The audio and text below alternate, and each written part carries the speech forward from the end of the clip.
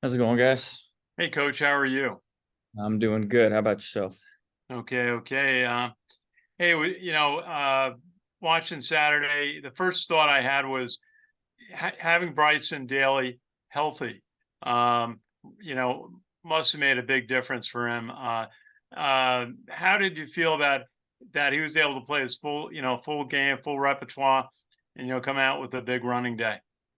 Yeah, it was good, and then the key with that was with him being healthy, he got to practice, and that's any position on the team, especially as guys are still, getting a little used and still getting reps. It was good for him to have a week of practice because he's a guy that when he can practice it and feels confident in it, then he can go execute, and so it was definitely good. I know the guys kind of feed off him and his energy and leadership. So it was definitely good to have him healthy and rolling.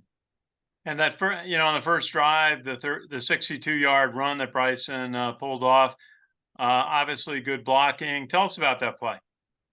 Yeah, it was a zone follow, and they fit it wrong. It's some of those zones, especially when you follow and add an extra gap in there. Sometimes it's hard to fit, and that safety kind of slid, to one of the spots, and he hit the other hole, and he's probably faster than people give him credit for because he didn't get caught. So. Well, I was standing in the end zone and I saw that big hole open up, and then Bryson dashed through and uh, and had the opportunity to get you off to a good start. How did you feel about he ran 36 times of your 51 plays? Was that the plan? Just see how much Bryson could do, kind of keep it a little bit simple as an offense for the day. Yeah, didn't know he had that many in the game. I mean, we knew that's one of the things he's really good at, and we knew it was going to be kind of a physical grind game. And once we kind of got a lead and knew like, hey, let's just try to eat some clock, be not necessarily conservative, but don't make any mistakes because our defense was just playing so well that don't give them field position, don't give them momentum, just let our defense keep getting after them. They did a great job. Hey, final thought, Brady Small, we just talked to, how he is fitting in as a freshman seamlessly at center, becoming a leader. As I say, brings the team up to the line of scrimmage, looking at those opposing linemen right in front. Tell us about how Brady's game has matured.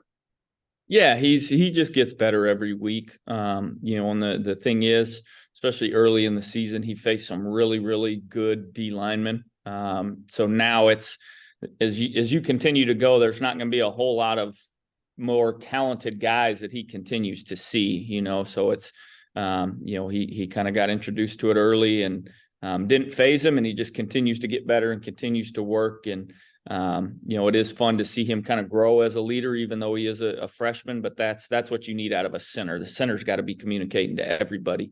And now that he's a little more confident, you can kind of see that personality and leadership come out in him. Very good, Sal. Hey, Coach, how are you? Good. How about you? Good. Coach Morgan talked earlier today about Jacoby Buchanan's game, and not really looking at the carries, but looking about his blocking. Can you just maybe talk about that and kind of his unselfishness this year and doing whatever it takes for the team? Yeah, I was really proud of him. Just I'd said it. He was kind of our honorary offensive captain going into that game, and it said it. I thought his best game before this one was UTSA, where he was just a hammer. He was blocking. He got some carries and made the most of them. And that's what he came out in that Air Force game and really set the tone. He had a couple just crushing blocks that opened some holes for Bryson. And so again, he's such an unselfish kid. He wants what's best for the team. He's put together some really good weeks of practice, and we need him, and we need to continue to have him doing that. And then obviously he can still carry it. We got him a couple good carries in there, and it's a big guy and a change of pace and a guy that you've got to tackle. So really proud of him and what he's been doing. How much did having Josh Lingenfelter back make a difference in maybe the blocking or the schemes? Yeah, it makes a big difference. He's so powerful. that he can just move guys out the ball and clear out space. And, a couple feet here and there doesn't seem like a big deal, but it really is when you're trying to hit holes or when you got guards pulling around. And he's so physical at the point of attack. And he had some really nice blocks throughout the game. So it's definitely good to have him rolling.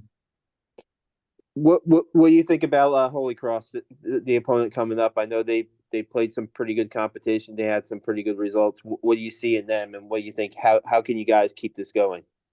Yeah, they're extremely talented. They're one of the better FCS programs out there. Obviously made a really big run last year. And they're explosive on offense, and they get after you on defense as well. So we've definitely got our hands full. To me, the biggest thing you've seen in the wins, we don't turn over the ball. In the losses, we've turned over the ball. That's no matter who you're playing, that's what we got to do. We got to make great decisions with that ball. We got to protect it.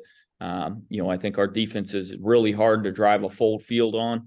So if we can just, again, you don't want 3 and outs, but if you can at least punt it and make them have to go a whole field, that's what we got to do. But we got to continue to put together drives. We got to continue to add in little wrinkles. I think we're finally starting to feel what we are and how we're good at it and what our guys are confident on. And now that we've kind of have that, hopefully we can just build some wrinkles to kind of protect that and, just have some consistency and, drive it down the field and score some points. But again, Holy Cross is good. So we'll definitely have a challenge.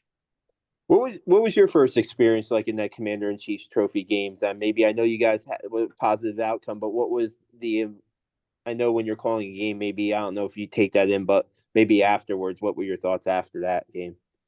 Yeah, it's pretty cool to be a part of. The thing that I think strikes you is just how big it is, to all the service academies, really, and the services themselves.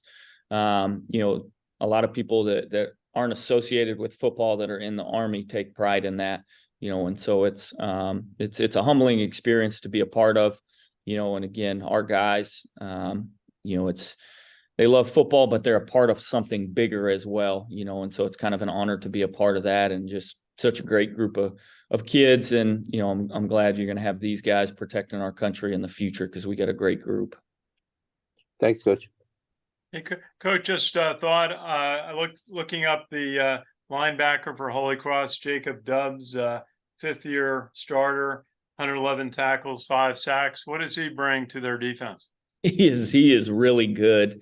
You can tell he's that linebacker that's played a lot of ball. He knows where to fit. He knows how to react. He's bumping guys, making sure they get to the right spots. So he is a very, very good player. So we definitely, got to make sure we try to get bodies on him. And he, like the stats say, he makes a lot of plays. Coach, good to see you, and congratulations on your first Commander-in-Chief trophy win. Yes, sir. Thank you. See you Saturday. All right. Bye.